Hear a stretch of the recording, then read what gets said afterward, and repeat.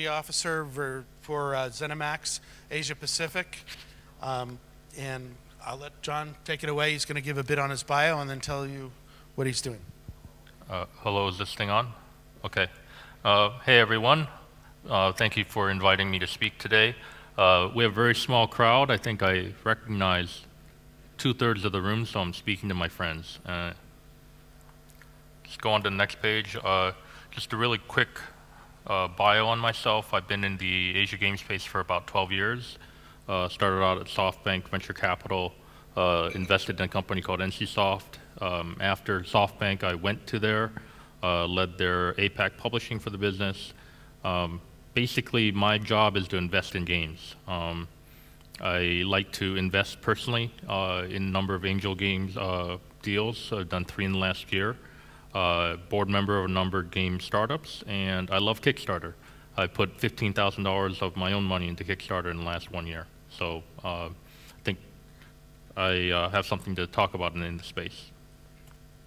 So really I've been through 4 waves of game investments. If you're looking at the slide, the first wave being, I'd call PC-based MMORPG, started by Lineage 1 by NCSoft around the year 2000. Peaking at World of Warcraft when it launched in 2004. Second wave, call it the PC-based casual boom. This is really started by Cartrider and B&B by Nexon in 2004, 2005, and peaking at Crossfire by Smilegate or Dungeon and Fighter by Neopol in 2000.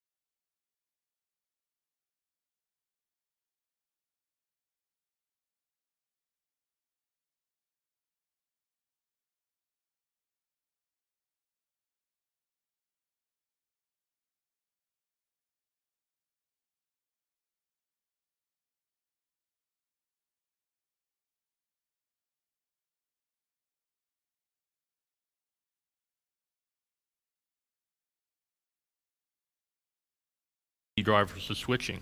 You know, I looked at a lot of deals last couple of years, and they said we're going to be the next WoW. Well, how are you going to out-WoW WoW? I mean, what are you going to do better than WoW? What are you going to do that people are going to stop playing WoW and pick up your game?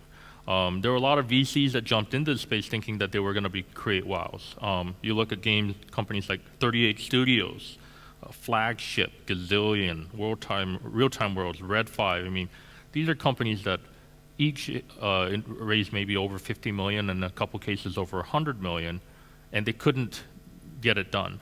And so when you're raising that kind of money and still failing, you have to really ask, it's like, okay, how exciting is this business from a VC perspective? And I think from a lot of perspective, when I look at deals, a lot of people come to me and they have really crazy and unrealistic expectations on valuation. I mean, I'm going through my head, I'm thinking, are you kidding me? I mean, is this really what you want? I mean, do you really understand, you know, what you're asking for? So, I think this is really telling for Asia. I think most game startups have very unrealistic expectations. I think it is really easy to incorporate. It's very hard to execute in this market. There's just way too much seed money here. There's too many government subsidies, too many government programs, too many government grants. There's a lot of dumb money in the market. There are a lot of accelerators. There are a lot of incubators that make it easy to set up. So at the end of the day, there's a lot of people with a lot of this seed money thinking that, like, okay, we have all this money, call it like $300,000, $400,000, $500,000. Now the next thing for us to do is go out and get that Series A investment. Well, I think the reality is, and one of the panels that are going to be held in a few hours is Series A crunches. There's a lot of these companies, you're not going to get a Series A. Your money that you get at a seed level, you need to become profitable with that money. You're not going to go anywhere after that. So if you're a startup, what do you do? Woes is me, right? A lot of people ask me, VCs don't get the game business. Oh, VCs don't want to invest in the game business, or big publishers don't want to invest in the game business. So what do I do? Well, I think what you do is, like, you have to have very realistic expectations on funding. Series A is not something that follows 8 months after your seed. You need to demonstrate and show a very clear business model before you think about raising any more money. So, like I said on the last slide, once you get that seed round, it's very, very important for you to be able to prove your business model with that seed money. Seed, in my mind, is the new Series A. So Series A at this part of the industry is really the definition of a B round was a couple of years ago. You really need to be cash flow positive. You need to really show some real metrics. You really need to show that your business model is working. And if you can't make the game that you want with the seed money you have, then you need to scale back the vision of your game product. You need to bootstrap. You need to crowdfund. You need to eat ramen. You need to eat a lot of ramen. If you're not willing to do that, I don't think you should be in the startup space. And really, it's about starting small and growing big. Break up your game vision, build, release a slice, validate your audience. You know, investors love validation. They don't like unproven ideas. They don't like pie-in-the-sky hypotheses. So one of the big things I'm going to talk about today is about crowdfunding. Well, you know, you see some of the big deals that are in crowdfunding. I put up here Product Obsidian, or Product Eternity by Obsidian Entertainment. They raised $3.9 million. I mean, that's terrific, right? I've invested in a couple Kickstarters that have raised a lot of money. Star Citizen, Camelot Unchained. I mean, these are all $2, $3, $4 million products. Torment as well raised almost 3.9. I also invested in. So a lot of people are like, oh wow, all these guys are raising money. I should do a Kickstarter too. Well, the problem is for Asia, crowdfunding doesn't scale well here.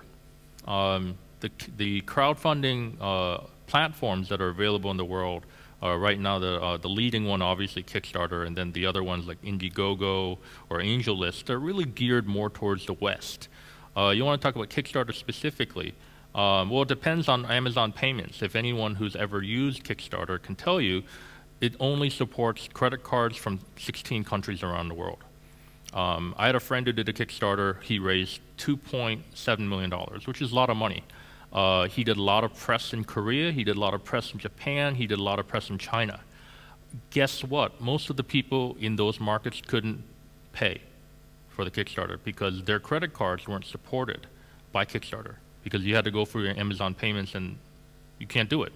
And Kickstarter won't allow you to do any PayPal payments until the campaign's already funded, right? And so again, Kickstarter is great, but it's really catered more towards the West, and I really almost want to say catered toward the United States, because there's a number of European countries that don't support Amazon payments either. I think there are a lot of cultural issues that are involved out here. I think China is a great example. I mean, you have Kickstarter or crowdfunding startups like DealHub. They're not doing well. Why? Well, because there are a lot of people who don't trust deals or the quality of deals that go up. I mean, half the people that stick deals up in China, I'm worried that they're going to steal my money. I think that they are just a bunch of crooks, right? I mean, how are you going to get around the trust issue? I mean, you can't even trust eating rice or meat in China. How can you trust a crowdfunding opportunity in China, right? What are you really paying for? Are you going to just basically throw your money into a ditch and never see it again, right? I mean, I won't even eat lamb in China. Regional regulatory issues abound. Korea is a great example. Korea is a really exciting market. You'd wonder why there isn't a Kickstarter in Korea. Well, Korea, regulatory, you can't do a Kickstarter in Korea because if you raise money from more than 50 people online, you need a regulatory license. If you want to issue equity in Korea, you need a regulatory license. It's a highly, highly regulated market. In Japan, they have companies that are doing well, like Campfire, but that's very Japan-focused. You're not going to be going to Japan and raising money, if you're a Chinese startup or a Southeast Asia startup. Another thing about Kickstarter specifically, most Kickstarters are under 100K. I think you're looking at the slide here, the number of successful projects really over 500,000 are less than 10%. Right, it's a really, really small number. I mean, the vast majority of the successful ones are in that $10,000 to $100,000 range. So it's really about setting expectations, right? This is a company I was tracking called Strike Suit Zero, and they raised $174,000. Right, their original target was $100,000, and so they did very well. They exceeded their target by $70,000. But if you're going to be doing Kickstarter, you got to really set your expectations very realistically and set it around that $100,000 range. And if you have a game vision that needs more than $100,000, Kickstarter is probably not going to work for you. Now, just jumping back into the game side on the exits, these days exits suck. They really suck for Asia. You look at some of these deals. Zynga acquired XPD Media. Six Waves bought Smartron 5. Changyou bought Seven Roads. Dina bought Punch Entertainment. YY bought eCity. Kabam bought Balanced Worlds. AsiaSoft bought CIB. I know the details of pretty much every deal on this page. Actually, I do know the details of every deal on this page. Most of them were acqui-hire. Acqui-hire, from a VC perspective, as a VC, I would not want to invest in an acqui-hire deal. That's not a very good exit. And the companies here that weren't acqui-hire, they weren't big deals. I mean, I can say every single deal on this page was probably less than $15 million exit. That's not exciting, not as an investor. So final remarks. I think it sucks in general. It sucks to be a VC. It sucks to be an investor. It's a bad economy. It also sucks to be a startup. And this is reality. I mean, if you want to be in the startup space and you want to get your game funded, you have to be scrappy. You have to adapt. And you think about all this easy money that you're getting, in terms of seed or government grants or subsidies. Well, that's your new Series A. You have to become successful with that. Don't expect anything more until you can prove your model. Complaining about how VCs don't get it is not going to get you funded. You need a clear business model. You need a plan. And you need to think creatively about crowdfunding, but crowdfunding is not easy either. You have to think very, very specifically about what you're going to pitch on crowdfunding, whether it's Kickstarter, Indiegogo, or AngelList, or wherever. And I think, frankly, it's really not too late. I mean, forget about doing a startup. You can always go work for EA. All right, so that's my speech today. And I'll take any questions.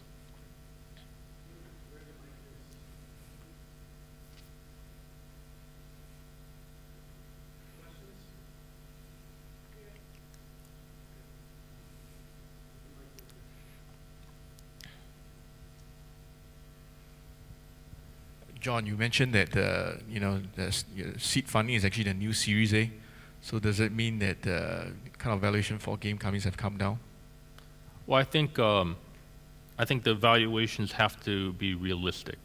So I don't want to use the word they're coming down, but they have to be realistic for what the stage of the company is. I think particularly for the game industry, VCs, as I showed on the presentation, they've been burnt a lot. There's not a lot of really exciting exits in Asia to really motivate them in the game space. And so as a startup or a pure startup, you really have to think about the seed money that you're getting from government subsidies, government programs. You have to think about angel investors. And you have to think about crowdfunding. And with these three sources, then you have to figure out how you're going to really validate and build your business model. And until you validate your business model, and for most VCs, the definition of validate means you have to be profitable. You're not going to be able to get any more money on top of that.